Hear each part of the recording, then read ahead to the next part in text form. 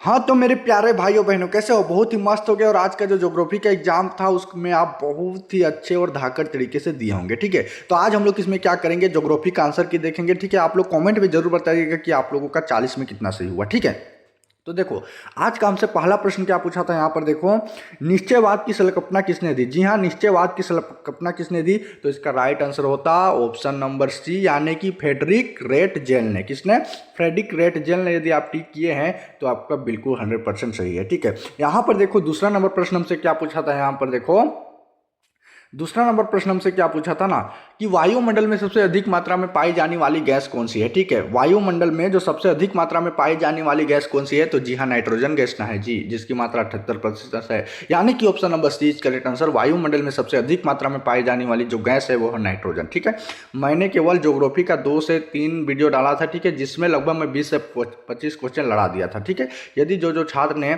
जो मेरा 2 वीडियो देख के गए होंगे उसका तो आज बल्ले बल्ले हो गया होगा। ठीक है, यहाँ पर देखो मेरे प्यारे भाइयों बहनों, 3 नंबर प्रश्न क्या पूछा है हमसे यहाँ पर, कि 4 जुलाई को सूर्य की सबसे दूर स्थित होता है, यह स्थिति क्या कहलाता है। जी हाँ, 4 जुलाई को जो सूर्य जो होता है वो 4 जुलाई को पृथ्वी से सूर्य सबसे दूर होता है, तो इस स्थिति को क्या कहलाता है, तो जी हाँ इसे हम लोग कहते हैं अवसोर, यानी कि option number B is correct answer. यदि आपने बी को सही किए हैं तो आपका बिल्कुल सही है। ठीक है, यहाँ पर देखो 4 नंबर प्रश्न हमसे क्या पूछा है। यहाँ पर देखो मेरे प्यारे भाइयों बहनों, कि लोरेशिया और गोंडवाना भूमि को अलग किया गया था। जी हाँ, लोरेशिया और गोंडवाना भूमि को क्या अलग किया गया था, तो आपको पता होगा टेथिस सागर, यानी कि option number C is correct answer. Tethys सागर जो था उन्होंने लोरेशिया और गोंडवाना भूमि को अलग किया। यदि आपने सी को सही किया है तो आपका 100% सही है। ठीक है, यहाँ पर देखो हमसे प्रश्न क्या पूछा था, 5 नंबर प्रश्न क्या पूछा था, कि ज्वालामुखी का ऊपरी भाग जहां से लावा निकलता है कहलाता है। जी हाँ, ज्वालामुखी का ऊपरी भाग जहां से लावा निकलता है तो उसे क्या कहते हैं। जी हाँ, आपको पता होगा,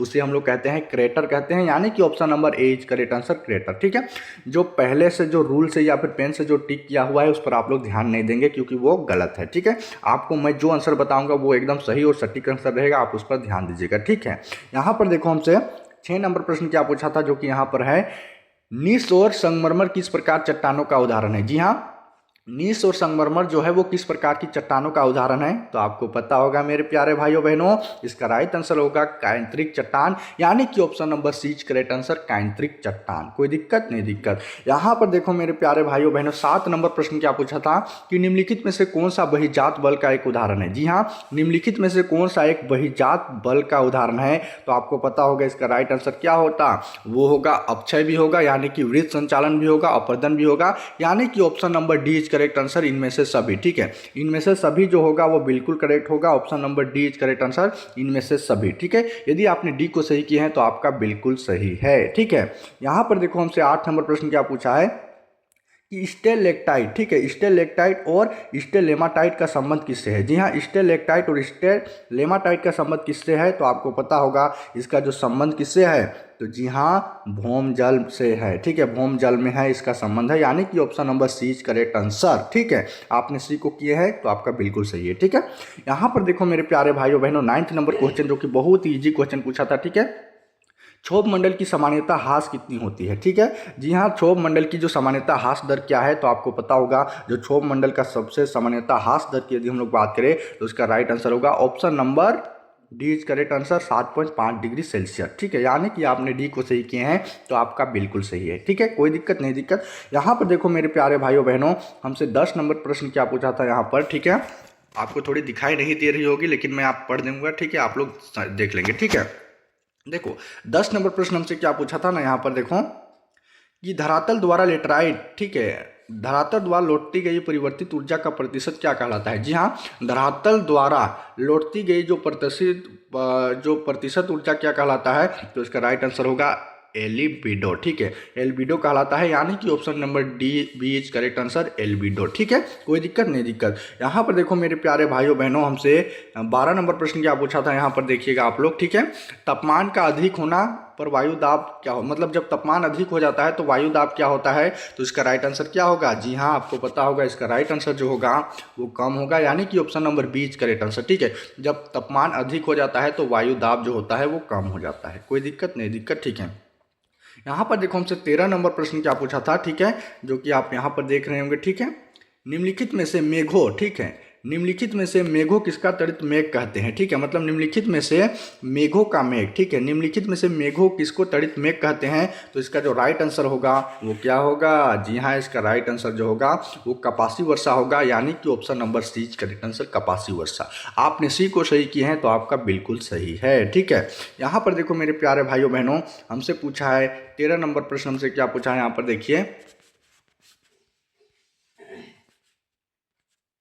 यहाँ पर देखिएगा आप लोग 13 नंबर पर हमसे प्रश्न क्या पूछा है कि निम्नलिखित में से विश्व का सबसे गहरा ग्रत खाई है, ठीक है, मतलब निम्नलिखित में से इन चारों ऑप्शन में से सबसे गहरा ग्रत घाई कौन सा है, तो आपको पता होगा इसका जो सबसे गहरा ग्रत घाई है वो है मेरियाना ग्रत, यानी कि option number B correct answer Mariana ग्रत। कोई दिक्कत नहीं, दिक्कत, ठीक है।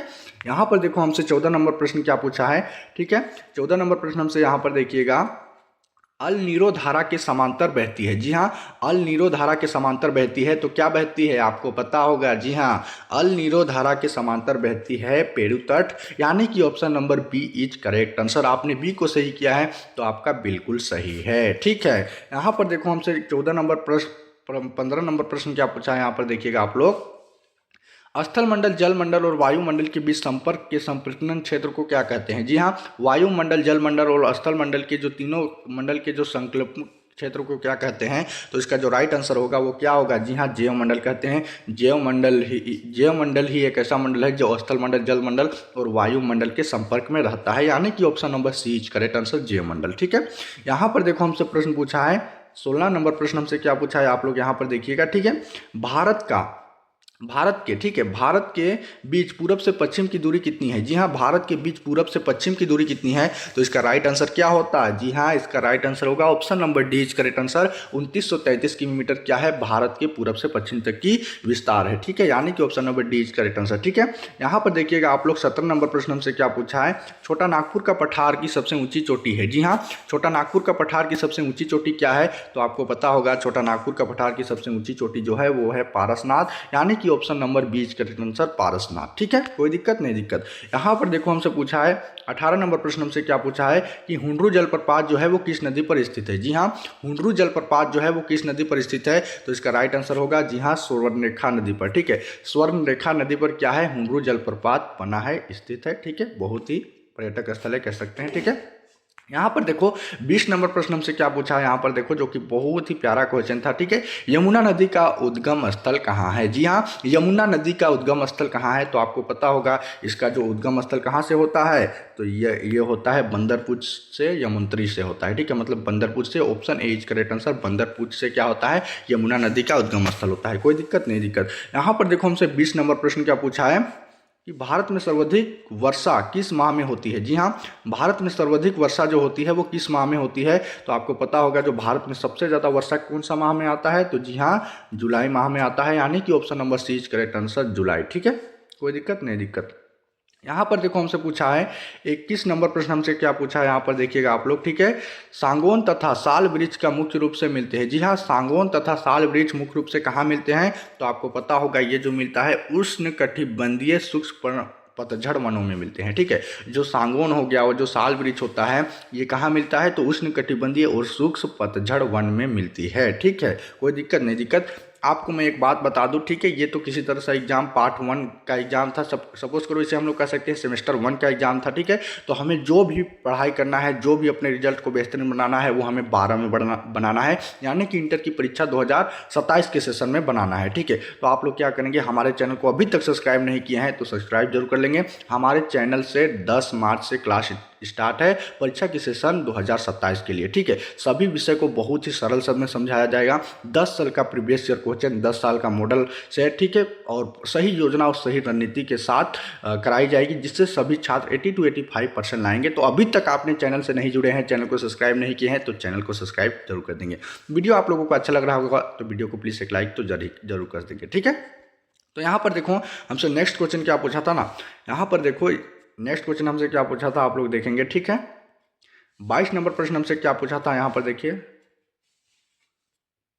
यहाँ पर देखो मेरे प्यारे भाइयों बहनों 22 नंबर प्रश्न हमसे क्या पूछा था ना कि जो थार रेगिस्तान में किस मिट्टी का विस्तार सर्वाधिक है, जी हाँ, थार रेगिस्तान पूछा है तो जाहिर सी बात है रेगिस्तान में क्या रहता है तो बालू मात्रा अधिक होता है, ठीक है। मतलब रेगिस्तान में क्या होता है, बालू जो होता है उसकी मात्रा बहुत ज़्यादा अधिक होता है, यानी कि option number D is correct answer, बालुई मिट्टी, ठीक है। कोई दिक्कत नहीं दिक्कत। यहाँ पर देखो हमसे 23 नंबर प्रश्न क्या पूछा है, आप लोग यहाँ पर देखेंगे, ठीक है। भूस्खलन संबंधित है, जी हाँ भूस्खलन संबंधित है। तो आपको पता होगा मिट्टी का कटाव किससे होता है, तो आपको पता होगा मिट्टी का जो कटाव होता है वो भारी वर्षा से भी होता है, भूकंप से भी होता है, मानवीय गतिविधियों से भी होता है, यानी कि option number D is correct answer, इनमें से सभी। आपने डी को सही किए हैं तो आपका बिल्कुल सही है 100%, ठीक है। यहाँ पर देखो मेरे प्यारे भाइयों बहनों, हमसे प्रश्न पूछा है 24 नंबर प्रश्न, जो कि बहुत ही प्यारा प्रश्न था, ठीक है। जल, ठीक है, जल प्रपात संबंधित है। तो आपको पता होगा जल प्रपात जो होता है वो कहाँ बनता है, तो कहाँ बनेगा, जल प्रपात नदी में ना बनेगी जी, यानी कि option number A is correct answer, नदी। ऑप्शन नंबर ए बिल्कुल सही है, नदी से संबंधित है जल प्रपात, ठीक है। यहाँ पर देखो हमसे प्रश्न क्या पूछा है, 25 नंबर प्रश्न क्या पूछा है, यहाँ पर देखिएगा आप लोग, मोह अत्यान, ठीक है, मोह अशांति अलग करती है, जी हाँ मोह अशांति अलग करती है। तो ये क्या को अलग करती है, तो आपको पता होगा ये जो अलग करती है किसको, मेंटल तथा क्रोध को अलग करती है, थोड़ी, ठीक है, मेंटल तथा क्रोध को अलग करती है, ठीक है, यानी कि option number B is correct answer, ठीक है। सॉरी इसका बी नहीं होगा, इसका ना, इसका ए होगा, यानी कि प्रॉपर्टी तथा मेंटल को अलग करती है, ठीक है। थोड़ा मैं कंफ्यूज हो गया था, यानी कि option number A is correct answer, mental तथा क्या हो जाएगा, प्रॉपर्टी, ठीक है। कोई दिक्कत नहीं दिक्कत। यहाँ पर देखो मेरे प्यारे भाइयों बहनों, 26 नंबर क्वेश्चन क्या पूछा था, 26 नंबर क्वेश्चन क्या पूछा था आप लोग यहाँ पर देखेंगे, ठीक है। क्षुद्र ग्रह किन दो ग्रह के बीच पाई जाती है, जी हाँ क्षुद्र ग्रह किन दो ग्रह के बीच पाई जाती है, तो इसका जो राइट आंसर होगा वो क्या होगा, जी हाँ मंगल तथा बृहस्पति के बीच पाई जाती है, यानी कि option number B is correct answer, मंगल तथा बृहस्पति के बीच, ठीक है। कोई दिक्कत नहीं दिक्कत। यहाँ पर आप लोग देखेंगे इधर, ठीक है, यहाँ पर आप लोग देखेंगे 27 नंबर प्रश्न हमसे क्या पूछा था, यहाँ पर आप लोग देख रहे होंगे, ठीक है। निम्नलिखित में से संघनन का प्रकार कौन सा है, जी हाँ निम्नलिखित में से संघनन का प्रकार कौन सा है, तो आपको पता होगा कौन संघनन का प्रकार है, तो ओस भी है, पाला भी है, पाला तथा कोहरा भी है, यानी कि option number D is correct answer, इनमें से सभी। आपने डी को सही किए हैं तो आपका बिल्कुल सही है, ठीक है। यहाँ पर देखो हमसे 28 नंबर प्रश्न क्या पूछा था, जो कि आपको यहाँ पर दिखाई दे रहा होगा, ठीक है। निम्नलिखित में से कौन सा पर्यटक स्थल हिमालय में स्थित है, जी हाँ निम्नलिखित में से कौन सा पर्यटक स्थल जो है जो कि हिमालय में स्थित है, तो आपको पता होगा, जी हाँ वो शिमला भी है, मसूरी भी है, दार्जिलिंग भी है, यानी कि option number D is correct answer, इनमें से सभी, ठीक है। आपने डी को सही किए हैं तो आपका बिल्कुल सही है, ठीक है। यहाँ पर देखो हमसे 29 नंबर प्रश्न क्या पूछा था, जो कि आप लोग यहाँ पर देख रहे होंगे, ठीक है। यहाँ पर आप लोग देखेंगे कि निम्नलिखित में से पारदीप पठार की नदी की विशेषता क्या है, जी हाँ निम्नलिखित में से पारदीप पठार की नदी की विशेषता क्या है, तो इसका जो राइट आंसर होगा वो क्या होगा, जी हाँ ये नदी जो पारदीप नदी की विशेषता क्या है, तो यह नदी मौसमी भी होती है, इन नदी के मार्ग छोटा और उथला भी होता है, नदी बेसिन छोटा होता है, यानी कि option number D is correct answer, यानी कि इनमें से सभी होगा। यदि आपने डी को सही किए हैं तो आपका बिल्कुल सही है, इनमें से सभी, ठीक है। यहाँ पर देखो हमसे पूछा है 31 नंबर प्रश्न क्या पूछा है, ठीक है। यहाँ 30 नंबर प्रश्न क्या पूछा है आप लोग यहाँ पर देखेंगे, निम्नलिखित में से कौन सा नदी भारत में पारदीप नदी का उदाहरण है, ठीक है। मतलब ये ऑप्शन दिया है, इस पे से पूछा है कि इनमें से कौन सा नदी जो है वो पारदीप नदी है, तो आपको पता होगा, जी हाँ कौन सी नदी है, जी हाँ महानदी भी एक पारदीप नदी का उदाहरण है, गोदावरी नदी भी एक पारदीप नदी का उदाहरण है, कृष्ण भी है, यानी कि option number D is correct answer, इनमें से सभी। आपने डी को सही किया है तो आपका बिल्कुल सही है, ठीक है, कोई दिक्कत नहीं दिक्कत। यहाँ देखो मेरे प्यारे भाइयों बहनों, नेक्स्ट क्वेश्चन क्या पूछा है हमसे, 32 नंबर प्रश्न क्या पूछा है ना, यहाँ पर आप लोग देखेंगे, ठीक है। 32 नंबर प्रश्न हमसे क्या पूछा है, आप लोग यहाँ देखिए, अक्टूबर 2024 के महीने में कौन सा चक्रवात उड़ीसा के तट से टकराया था, जी हाँ अक्टूबर 2024 में एक उड़ीसा के तट पर एक चक्रवात आया था, तो वो कौन सा चक्रवात आया था, तो वो आया था दाना चक्रवात, यानी कि option number A is correct answer, दाना, ठीक है। आपने ए को सही किए हैं तो आपका बिल्कुल सही है। यहाँ पर देखिए आप लोग 32 नंबर प्रश्न क्या पूछा है, आप लोग यहाँ पर देखिए, भारत में मानसून के लिए कौन सा जेट प्रवाह जिम्मेदारी है, जी हाँ भारत में जो मानसून के लिए कौन सा जेट प्रवाह जिम्मेदारी है, तो इसका जो राइट आंसर क्या होगा, जी हाँ इसका राइट आंसर होगा पूर्वी जेट प्रवाह, यानी कि option number C is correct answer, पूर्वी जेट प्रवाह, ठीक है, कोई दिक्कत नहीं दिक्कत। यहाँ पर देखिए आप लोग हमसे 33 नंबर प्रश्न क्या पूछा है, आप लोग यहाँ पर देखेंगे, ठीक है। मानसून के पीछे हटने को क्या कहा जाता है? जी हाँ, मानसून के पीछे हटने को क्या कहा जाता है? तो आपको पता होगा जो मानसून के पीछे हटने को हम लोग क्या कहते हैं? जी हाँ, शीतकालीन मानसून कहते हैं, उत्तर पूर्वी मानसून कहते हैं, लौटती मानसून कहते हैं। यानी कि ऑप्शन नंबर इसका डी होगा, यानी आप लोग डी को सही किए हैं तो बिल्कुल आपका सही है। ठीक है, जो मानसून के जो पीछे हटने को क्या कहा जाता है? तो शीतकालीन मानसून भी कहते हैं, उत्तर पूर्वी मानसून भी कहते हैं, लौटती मानसून भी कहते हैं। यानी कि इसका आप लोग डी नहीं यहाँ पर दिखाई दे रहा है। ठीक है, यानी कि इसका जो राइट आंसर होगा वो क्या होगा? ऑप्शन नंबर डी, इनमें से सभी। आपने डी को सही किया है तो आपका बिल्कुल सही है। ठीक है, यहाँ पर देखिए मेरे प्यारे भाइयों बहनों, 34 नंबर क्या प्रश्न पूछा है। यदि आप लोगों को वीडियो अच्छा लग रहा होगा तो वीडियो को आप एक लाइक तो कर ही सकते हैं। ठीक है, कमेंट में आप लोग जरूर बताइएगा कि आप लोगों का 40 में कितना सही हुआ। ठीक है, तो यहाँ पर देखो हमसे प्रश्न क्या पूछा है, 34 नंबर प्रश्न की भारत में कौन से वृक्ष उष्णकटिबंधीय कांटेदार वन में पाए जाते हैं? जी हाँ, भारत के कौन से वृक्ष जो हैं जो कि उष्णकटिबंधीय कांटेदार वन में पाए जाते हैं? तो इसका जो राइट आंसर होगा वो क्या होगा? जी हाँ, खेर होगा, बबूल होगा, खजूर होगा। यानी कि इनमें से सभी, option number D is correct answer, सभी। ठीक है, आपने डी को सही किया है तो आपका बिल्कुल सही है। यहाँ पर देखो हमसे 35 नंबर प्रश्न क्या पूछा है, आप लोग देखेंगे यहाँ पर भारत का सबसे बड़ा जीवमंडल निश्चय कौन सा है? जी हाँ, भारत का सबसे बड़ा जीवमंडल निश्चय कौन सा है? तो आपको पता होगा भारत का सबसे बड़ा जीवमंडल निश्चय जो है वो नीलगिरी है। यानी कि option number A is correct answer, Nilgiri. ठीक है, इस क्वेश्चन को आप एक बार और सही आंसर मिला लेंगे, ये क्वेश्चन मुझे थोड़ा डाउट है। ठीक है, तो भारत का सबसे बड़ा जीवमंडल कौन सा है? आई होप, मुझे लगता है, आई थिंक, हमें लगता है कि नीलगिरी होगा, लेकिन आप लोग इसका सटीक आंसर मिला लेंगे। ठीक है, यहाँ पर देखो मेरे प्यारे भाइयों बहनों, 36 नंबर प्रश्न क्या पूछा है यहाँ पर, जो कि बहुत ही इजी प्रश्न था। ठीक है, निम्नलिखित में से किस राज्य से कर्क रेखा गुजरती है? जी हाँ, निम्नलिखित में से किस राज्य से कर्क रेखा गुजरती है? तो आपको पता होगा कौन से राज्य से कर्क रेखा गुजरती है। तो जी हाँ, कौन से राज्य? तो झारखंड से भी गुजरती है, त्रिपुरा से भी गुजरती है, राजस्थान से भी। यानी कि option number D is correct answer, इनमें से सभी। ठीक है, इनमें से सभी मतलब झारखंड, राजस्थान, त्रिपुरा, सभी राज्य से कर्क रेखा गुजरती है। यानी कि option number D is correct answer, सभी। ठीक है, यहाँ पर देखो मेरे प्यारे भाइयों बहनों, 37 नंबर प्रश्न क्या पूछा था, आप लोग यहाँ पर देखेंगे। ठीक है, किस प्रकार की ज्वालामुखी पर विस्फोट उदारगत तथा तेल ढाल के रूप में जाना जाता है? ठीक है, मतलब किस प्रकार की ज्वालामुखी को विस्फोट, उदारगत तथा तेज ढाल के रूप में जाना जाता है? तो इसका जो राइट आंसर होगा वो क्या होगा? जी हाँ, इसका राइट आंसर होगा option number C is correct answer, मिश्रित इतरित ज्वालामुखी। क्या? मिश्रित और इतरित ज्वालामुखी को क्या कहते हैं हम लोग? विस्फोट और तेज ज्वालामुखी कहते हैं। यानी कि option number C is correct answer. ठीक है, यहाँ पर आप लोग देखेंगे 38 नंबर क्वेश्चन क्या पूछा है, आप लोग यहाँ पर देखेंगे। ठीक है, यहाँ पर देखेंगे वायुमंडल में कौन सी परत रेडियो प्रशासन के लिए मदद मिलती है? जी हाँ, वायुमंडल में कौन से परत में हम लोग क्या करते हैं? रेडियो प्रशासन मतलब सैटेलाइट का सेट करते हैं। तो आपको पता होगा वायुमंडल के जो आयन मंडल में सैटेलाइट का हम लोग उसमें प्रयोग करते हैं, मतलब फिट किया गया है, जिससे सारा इंटरनेट हो गया, फोन उनका कार्य चलता है। ठीक है, मतलब वायुमंडल में कौन से रेडियो प्रशासन का मदद मिलती है? तो option number B correct answer, आयन मंडल। ठीक है, आपने बी को सही किया है तो आपका बिल्कुल सही है। यहाँ पर देखिए आप लोग 39 नंबर प्रश्न हमसे क्या पूछा है। ठीक है, जो कि आप लोग यहाँ पर देख रहे होंगे, वायुमंडल का जीवमंडलीय परत इसके तरह ऊपर तक फैला है। मतलब वायुमंडल जो है वो पृथ्वी के वायुमंडल परत कितनी ऊपर तक फैली है, ये प्रश्न पूछा है। तो आपको पता होगा 1000। ठीक है, 1000 किलोमीटर। यानी कि पृथ्वी का वायुमंडल परत जो है इसके सतह से 1000 किलोमीटर की तक ऊपर तक फैला हुआ है। यानी कि option number C is correct answer. ठीक है, आपने सी को सही किया, आपका बिल्कुल सही है। यहाँ पर देखो हमसे 40 नंबर प्रश्न क्या पूछा है ना, जो कि लास्ट क्वेश्चन है। ठीक है, आप लोग यहाँ पर इसको भी मिला लीजिए। आप लोग देखिए कि इसका राइट आंसर क्या होगा, कि निम्नलिखित में से कौन सा दाब पेटी जो है वो अश्व अक्षांश के नाम से जाना जाता है? जी हाँ, निम्नलिखित में से कौन सा दाब पेटी जो है जो कि अश्व अक्षांश के नाम से जाना जाता है?